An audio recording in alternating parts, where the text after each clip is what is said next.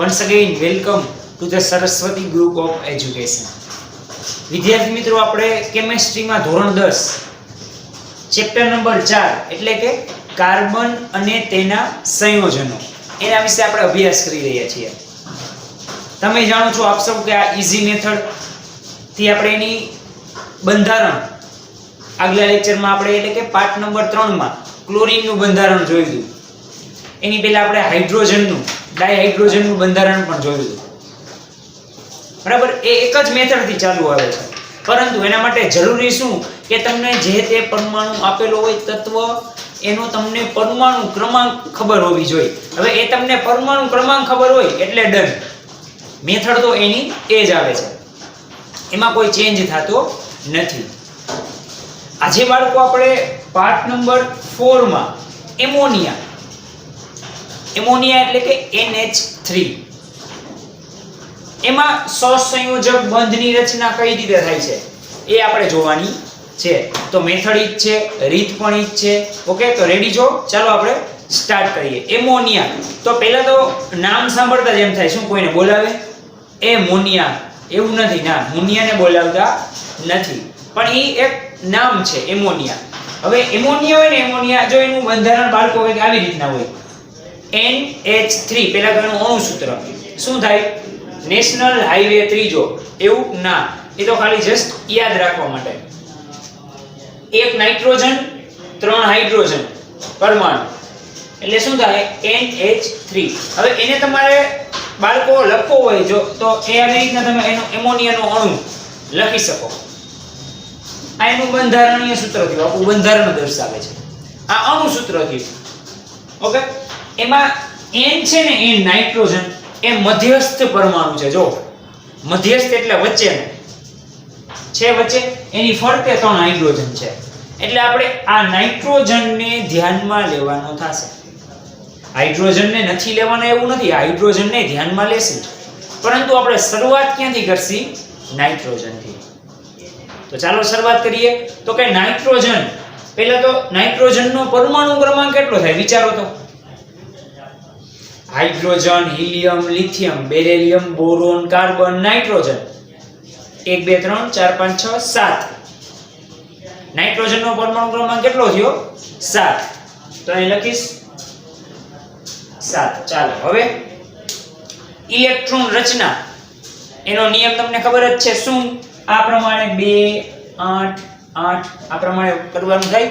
Okay, મારે 7 electron સમાળવા છે, તો હું પહેલા 2 તો આવશે જ. ઓકે, ચાલો પછી 8, પછી તો મારી પાસે 5 જ હવે, કેમ કે 7 માંથી 2 વહી ગયા તો વધ્યા કેટલા? 5 જ.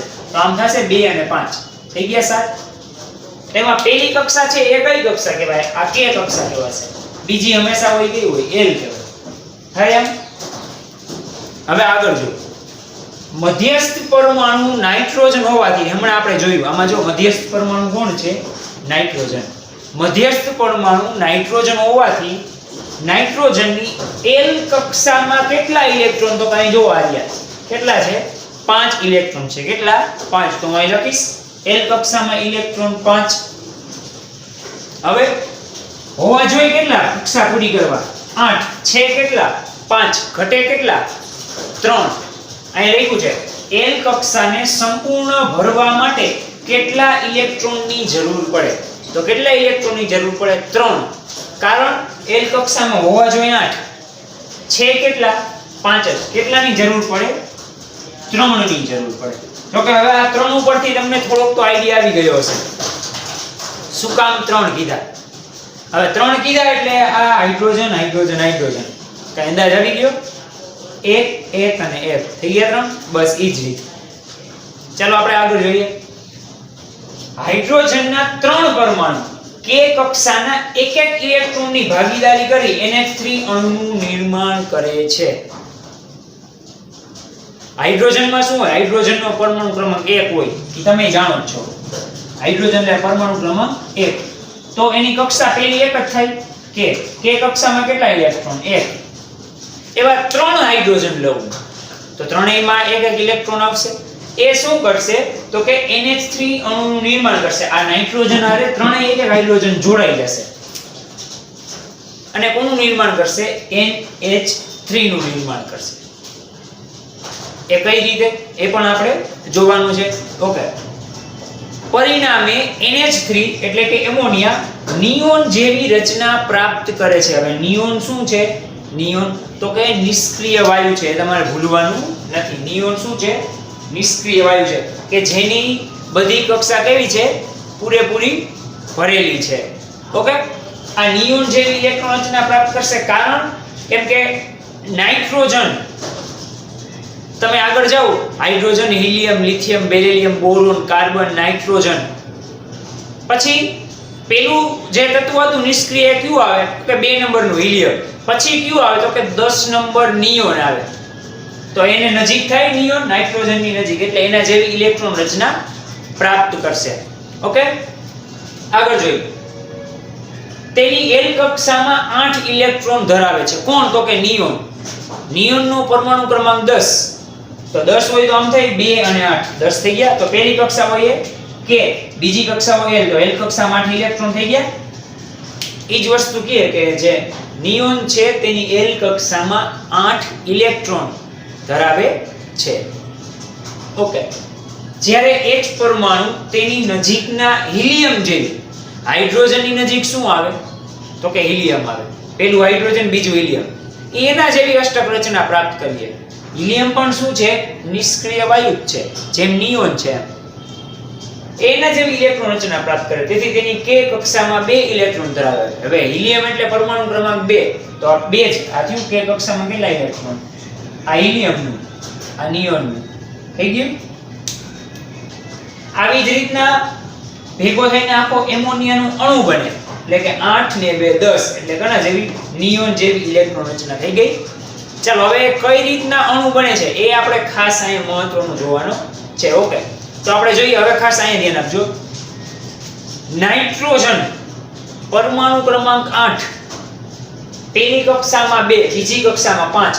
બીજી કક્ષામાં જેટલા ઇલેક્ટ્રોન હોય બાળકો, એ જ આપણે અહીંયા ગોઠવતા હતા. યાદ કરો, બધાયમાં એમ જ કરતા હતા, સિવાય કે હાઇડ્રોજન.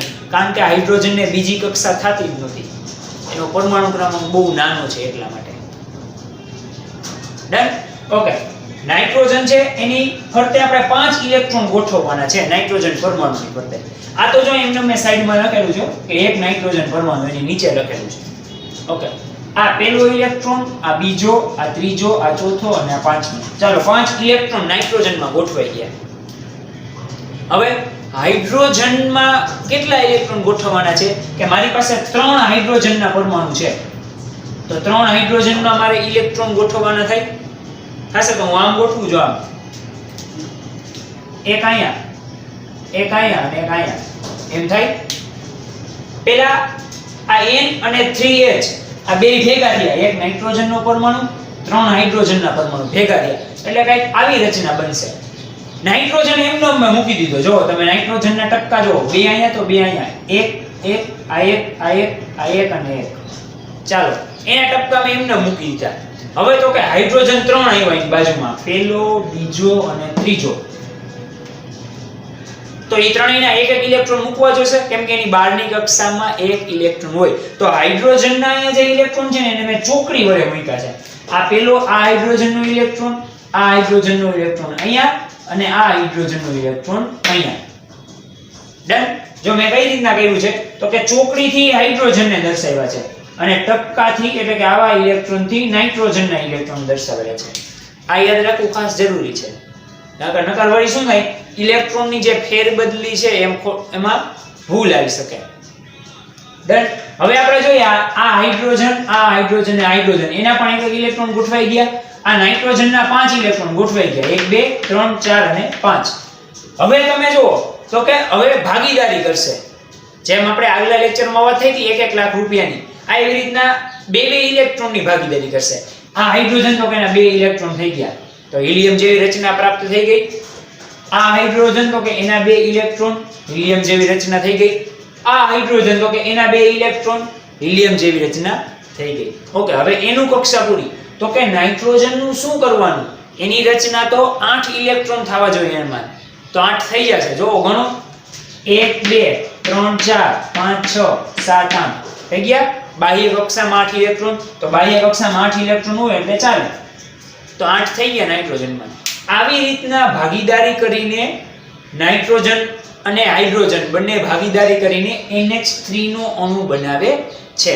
હવે યાદ કરો આપણે કહેતા કે જ્યાં જ્યાં આવી રીતના બે ટપકા હોય એને આપણે બંધ દર્શાવતા. કયો બંધ? સહસંયોજક બંધ આપણે દર્શાવતા. ઓકે, તો આ બે ટપકા છે એનો બંધ અહીંયા, આ બે ટપકા છે એનો બંધ અહીંયા, આ બે ટપકાનો બંધ અહીંયા. પણ અહીંયા ઉપર કાંઈ નથી હાઇડ્રોજન કેવું, તો અહીંયા તમારે બંધ દર્શાવવાનું થાય નહીં. હવે આ બે ટપકા કાઢીને હું અહીંયા બંધ ન દર્શાવી શકું, કારણ કેમ કે ઉપર એક પરમાણુ જ નથી. હોય તો દર્શાવવાનું થાય. અહીંયા જો ત્રણેય સાઈડ હતા એટલે મેં બે ટપકા કાઢી, એટલે કે બે ઇલેક્ટ્રોન એ દૂર કરીને આ બંધ દર્શાવ્યો. પણ અહીંયા નથી તો દૂર કરી શકું નહીં. તો મારે ફરજિયાત અહીંયા બે ઇલેક્ટ્રોન જ રાખવા પડે, બીજું કંઈ ચાલે નહીં. તો ઉપરના બે ઇલેક્ટ્રોન એમના એમ, બાકીના જે બે ઇલેક્ટ્રોન હતા એ મેં શું કર્યું તો કે સહસંયોજક બંધ બનાવી દીધો અને એનાથી મારો એમોનિયાનો અણુ તૈયાર થઈ ગયો. સાવ ઈઝી મેથડ. શું તો કે નાઇટ્રોજનનો પરમાણુ ક્રમાંક 7 પાછલી કક્ષામાં એટલે કે બહારની કક્ષામાં કેટલા 5 ઇલેક્ટ્રોન ગોઠવી દીધા. 1 2 3 4 5. એની હારે 3 હાઇડ્રોજન લીધા, એક એક ત્રણેયને ચોકડીથી ગોઠવા. હવે જો બધાયમાં કક્ષા પૂરી થઈ ગઈ. હાઇડ્રોજનને 2 જોઈ, નાઇટ્રોજનને 8 કરવાની હતી. હાઇડ્રોજનની હતી કેટલી? 1 કરવાની હતી 2. નાઇટ્રોજનની હતી કેટલી તો કે 5 કરવાની હતી તો કે 8. હવે જો હાઇડ્રોજનમાં 2 થઈ ગઈ, એકમાંથી આ 2 અને આ 2 થઈ ગઈ. નાઇટ્રોજનમાં હતી 5 કરવાની હતી 8 થઈ ગઈ. હા, 2 4 6 અને 8 આ પણ 10. બેયનું કામ થઈ ગયું અને આપણો એમોનિયાનો અણુ પણ બની ગયો. તો સમજાણું? આવી રીતના નાઇટ્રોજનનો એક પરમાણુ અને હાઇડ્રોજનના 3 પરમાણુ ભેગા થઈને એક એમોનિયાનું અણુ બનાવતા હોય છે. તો બાળકો આટલું તમને સમજાઈ ગયું છે. આટલું તમે તમારી બુકમાં જે મુદ્દાઓ લખેલા છે પોઈન્ટ્સ એ નોટ ડાઉન કરી લ્યો.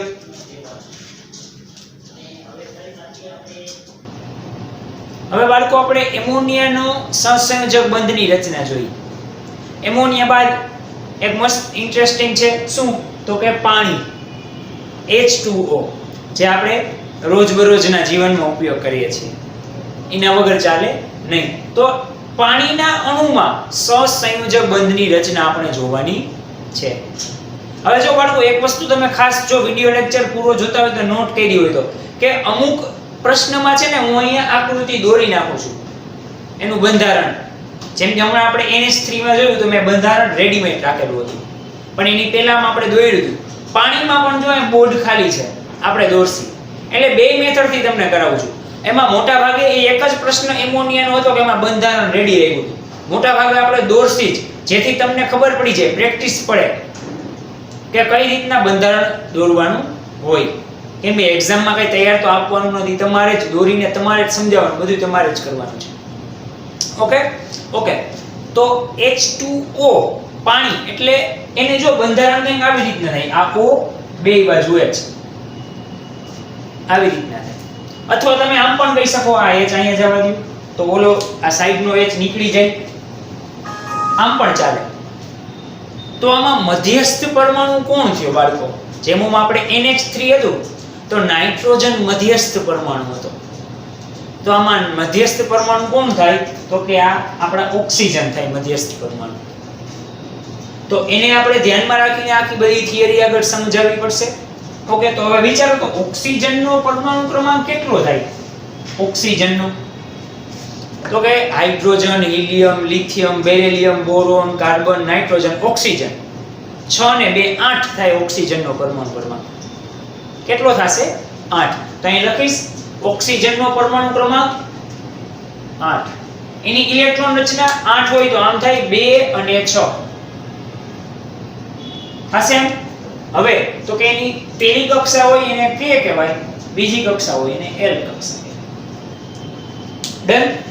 આ વસ્તુ કોમન આઈડી આવે છે. ઈ ક્યારે તમને આવડે? જો તમને પરમાણુ ક્રમાંક કોઈ પણ તત્વનો આવડતો હોય એટલે આ વસ્તુ આવડે. ઓકે, મધ્યસ્થ પરમાણુ ઓક્સિજન જે હમણાં આપણે વાત થઈ હોવાથી L કક્ષામાં ઓક્સિજનની L કક્ષામાં કેટલા ઇલેક્ટ્રોન છે જોવો તો 6 ઇલેક્ટ્રોન છે. કેટલા છે?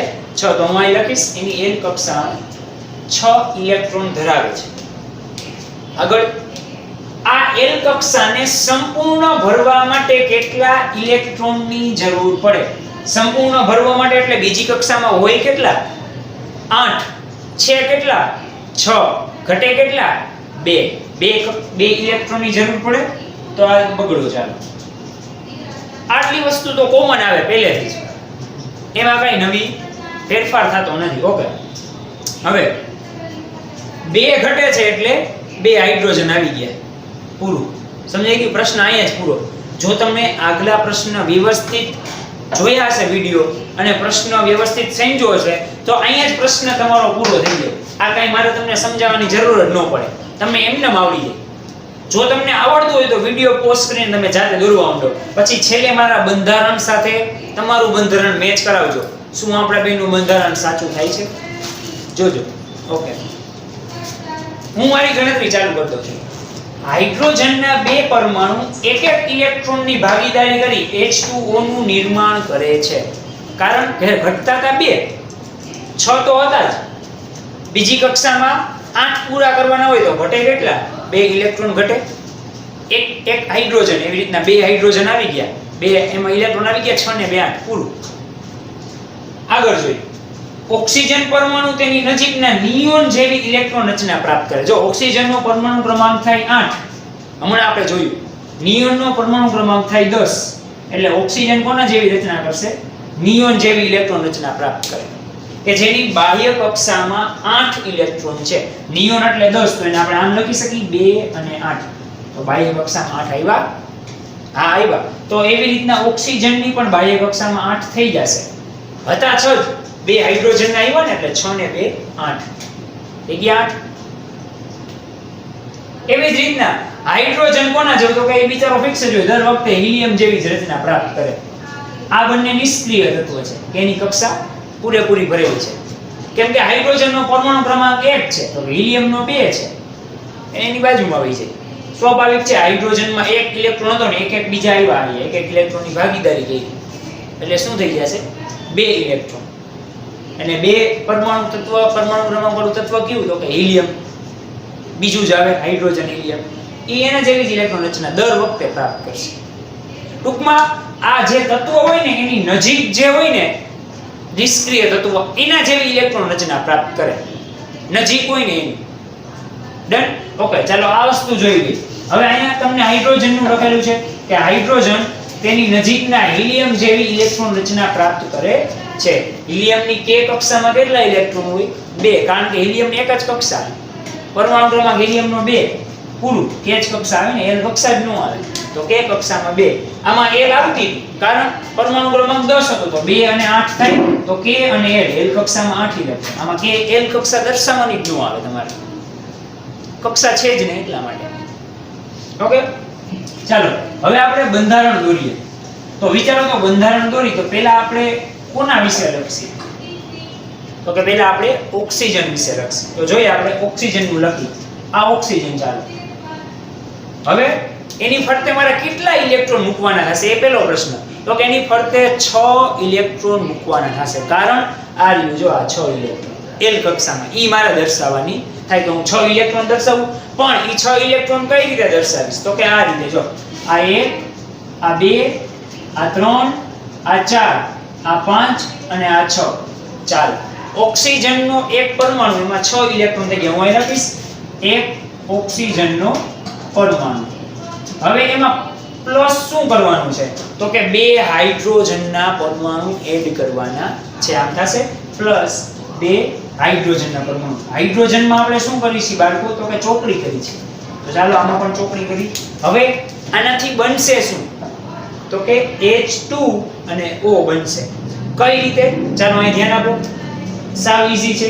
પહેલા O છે એમને એમ તમે દોરી નાખો. ચાલો આ O આમને દોરી નાખો. આ O 1 2 3 4 5 અને 6. ચાલો આને રેડ માર્કર થી કરી નાખીએ આપણે. પહેલેથી રેડ આપેલી છે. તો ઓક્સિજન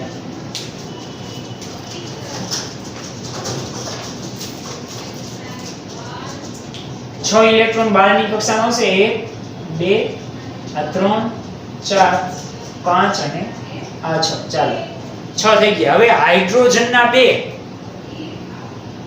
જો બાળકો એ થોડીક ખાસ વસ્તુ નોટ કરવા જેવી. અહીંયા તો એક જ છે તો સર તમે કેમ બે લ્યો છો? એ ખાલી તમને દર્શાવવા પૂરતું આપ્યું છે, બાકી લેવાના હોય તો બે જ. આ એક હાઇડ્રોજનનું છે, આવો બીજો હાઇડ્રોજન આવે તો હજી એક આવો હાઇડ્રોજનની ચોકડી આવે ને, સમજાણું? એટલે એવી રીતના લેવાનું છે, એ પાછું ભૂલ કરતા નહીં. ઓકે, હાઇડ્રોજનના 2 તો આમ થાય એક હાઇડ્રોજન અહીંયા આવશે ચોકડી, એક હાઇડ્રોજનની ચોકડી અહીંયા આવશે. કારણ કેમ કે એક હાઇડ્રોજન અહીં નીચે હશે, એક હાઇડ્રોજન અહીંયા સાઈડમાં હશે. થઈ ગયું? હવે કઈ રીતના થાય? અહીં હું લખી નાખું છું 2 હાઇડ્રોજનના પરમાણુ. ચાલો હવે ભાગીદારી કરો તો કે આ હાઇડ્રોજનમાં 2 ઇલેક્ટ્રોન આ રહ્યા, 2 આના. આ હાઇડ્રોજનમાં 2 ઇલેક્ટ્રોન આ રહ્યા, 2 આના. અને ઓક્સિજનમાં તો કે 8 ઇલેક્ટ્રોન. તો જો 8 8 એના આમ થઈ ગયું ને? જો એમાં વચ્ચે જે છે આ બધા શું છે તો કે ભાગીદારી કરેલા ઇલેક્ટ્રોન આપણે લખી શકીએ, ભાગીદારી કરેલા ઇલેક્ટ્રોન અથવા ભાગીદારી પામેલા ઇલેક્ટ્રોન. આમ થઈ. આનાથી બનશે શું? તો કે હવે તમે એનો બાળકો અણુ બનાવો તો શું બને, કઈ રીતના બને? તો કે જો આ ઓક્સિજન છે વચ્ચેનો એમને, આ હાઇડ્રોજન એમને, આ નીચેનો હાઇડ્રોજન પણ એમને. હવે 2 ઇલેક્ટ્રોનો અહીંયા આપણે બોન્ડ કરતા યાદ કરો તો કે હા અહીંયા છે આર્યા તો અહીંયા દોરી, અહીંયા છે આર્યા તો અહીંયા પણ બંધ દોરી.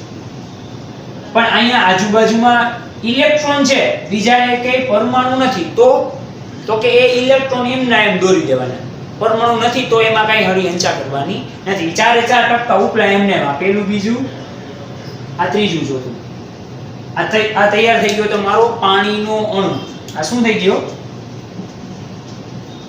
પાણીનો અણુ. ડન. સાવ ઈઝી. હાઇડ્રોજન આ બાજુ હતા એટલે અહીં બંધ થયા, અહીંયા ક્યાંય નથી તો અહીંયા ક્યાંય બંધ થાય નહીં, કારણ કે બીજા એકે પરમાણુ સાથે જોડાય જ નહીં ઇલેક્ટ્રોન. આની હારે ભાગીદારી કરતા હતા, આની હારે. આ કોની હારે કરશે? કોઈ હારે કરશે જ નહીં કરે તો ઇલેક્ટ્રોન એમ ના એમ આવશે. ડન. ઓકે બાળકો, તો આજનો સેશન આપણે અહીંયા સુધી રાખીએ છીએ, એટલે પાર્ટ નંબર 4. આમાં પણ આપણે ત્રીજા પાર્ટની જેમ જ એ જ મેથડથી જોયું, એ જ પરમાણુ, બરાબર, રીત પરમાણુ ગોઠવવાની એ જ વસ્તુ, ખાલી ચેન્જ શું થાય છે તો કે પરમાણુ ક્રમાંક ફરે છે એટલે આ બધી માથાકૂટ કરવી પડે છે, બરાબર. બાકી કોઈ વસ્તુઓમાં ચેન્જ થતી નથી. જેમ આપણે એમોનિયાનો જોયો તો એવી જ રીતના અહીંયા શું આપણે જોયો, આ ઓક્સિજન એટલે કે પાણીનો. હા, જ્યારે આવી રીતના તમને 2 પરમાણુ આપેલા હોય ને, NH3 તો કે માં નાઇટ્રોજન હાઇડ્રોજન છે, H2O તો કે હાઇડ્રોજન ઓક્સિજન છે, ત્યારે હંમેશા મધ્યસ્થ પરમાણુ જે હોય ને એને કન્સિડર કરીને પ્રશ્ન આગળ વધવાનો. જેમ કે હું આપણે નાઇટ્રોજનને કન્સિડર કરીને આગળ વધ્યા, કારણ કે મધ્યસ્થ પરમાણુ નાઇટ્રોજન હતો એના બંધારણમાં.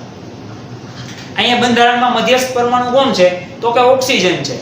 જો અહીંયા તમે જોઈ શકો છો આ 2 એની ફરતે છે, એટલે એને આપણે કન્સિડર કરીને આગળ વધ્યા. તો આટલું બાળકો તમારે નોટ ડાઉન કરવું છે, એક વખત કરી લ્યો.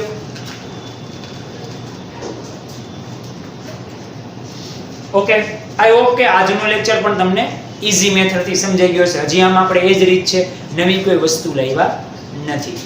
ઓકે, તો આ લેક્ચરમાં આપણે અહીંયા સુધી રાખીએ છીએ. વધુ આપણે નેક્સ્ટ સેશનમાં મળશું. આવજો.